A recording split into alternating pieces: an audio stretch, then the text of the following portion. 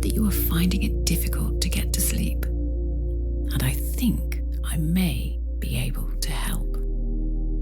My name is Marianne Shillingford. I work for Dulux, the paint people, with that big fluffy dog. And just like you, we know how difficult it can be to switch off, relax, and get a really good night's rest after a long, busy day.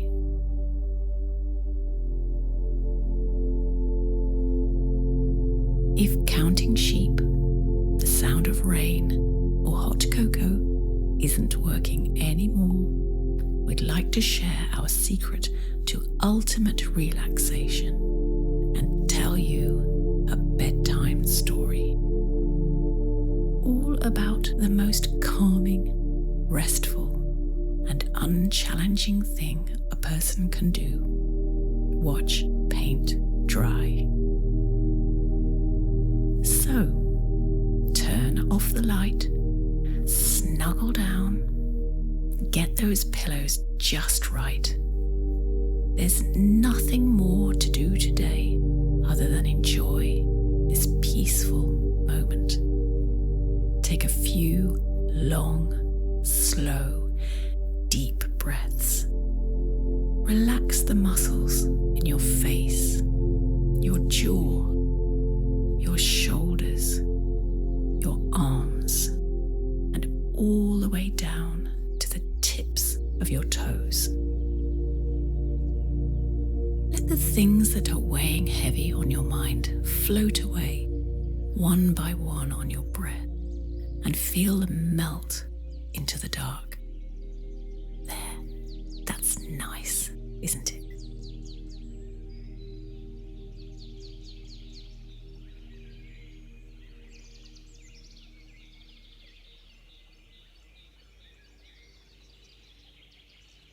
Now you're relaxed, we're going to drift back in time to the heart of a sleepy little village in the Cotswolds, where you'll find yourself in the garden of a newly thatched and rendered stone cottage. It's a beautifully warm, sunny summer's day. The soothing buzz of honeybees and birdsong fill the air as you turn your face towards the sun in a blissful blue sky. Its warming glow on your cheeks feels so good. You breathe in the smell of freshly mown grass, and perfumed roses reach you on a gentle breeze. It whispers through the leaves and pleasantly cools your skin. It's the perfect day for painting the outside of this beautiful little house, and it's the perfect day for you to watch it dry. Standing on a smooth stone path next to the cottage, there are 3 wooden buckets, a small empty one filled with water, and another filled with a freshly mixed lime wash paint, the colour of a misty morning. A tall man with a thick beard and neatly trimmed sideburns, and a much younger boy who is desperately trying to grow a moustache are peering into the milky liquid.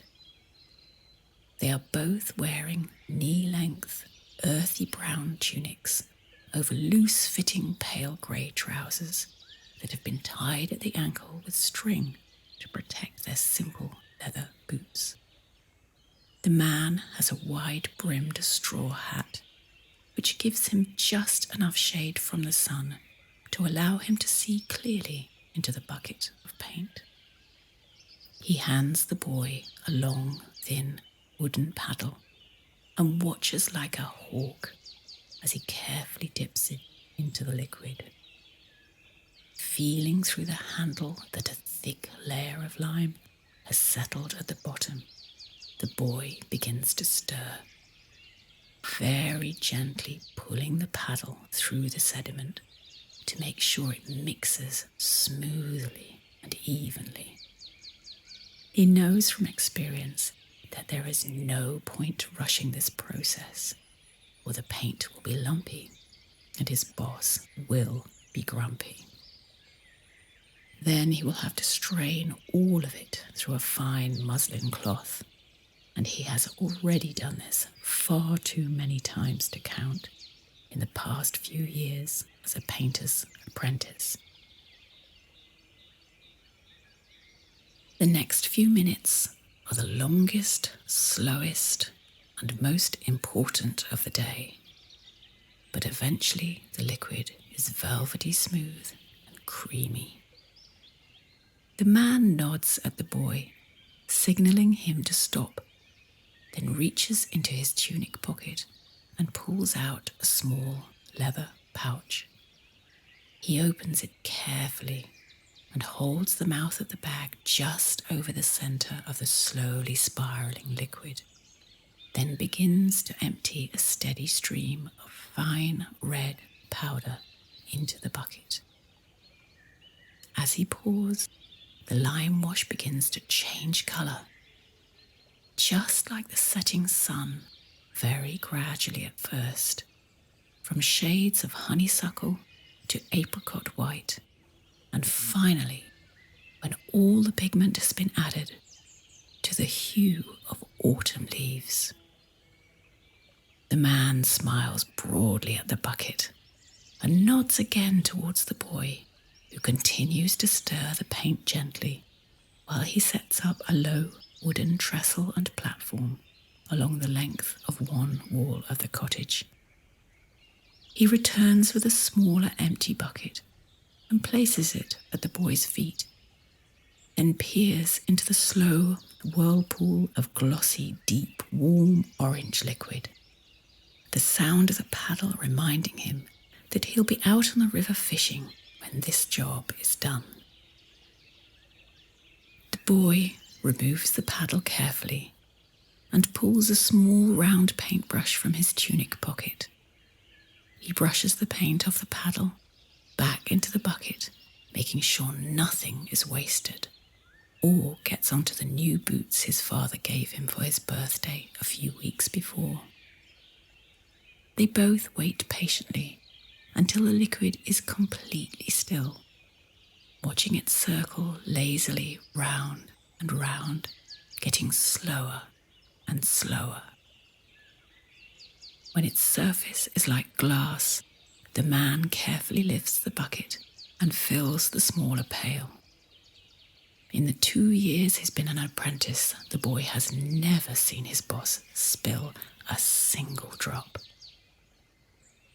Handing it back to the boy, he points to the trestle and watches him carry the freshly made paint across the lawn as if it were a sleeping newborn baby, and follows him with 2 wide, long-bristled paintbrushes and a bucket of water. The man hands the boy the water and the brushes and carefully climbs up beside him. The boy waits patiently for the man to compose himself, and when he knows he's ready to begin, he dips one of the brushes into the water and splashes it onto the wall, covering an area as big as his arms can reach. The man picks up the other brush, dips it into the pail of paint, and works over the wetted area with a confident, measured crisscross of brushstrokes, making sure that the colour is evenly covered and nothing is missed. The boy works ahead of the man, dampening the surface with water to just the right amount, gauging his boss's pace perfectly so there is always a wet edge for him to blend the paint into. They work on a section at a time. It's so pleasing to watch how steadily, methodical and thorough they are, and how efficiently they cover the wall. The colour is strong and rich in the bucket, but as soon as it's on the wall, it starts to dry in the gentle breeze and begins to magically change from chestnut red to copper blush. And by the time they have reached the bottom of the wall, the first section they painted has dried to the colour of wild honey. If you watch carefully, the colour continues to become even more beautiful over the next few hours as the sun moves across the sky. It's so soothing while you lie in bed, all cosy. The cottage is gradually transformed from grey to warm gold. The birds continue to sing, the bees to hum, and the church clock strikes each passing hour towards dusk and the end of the day.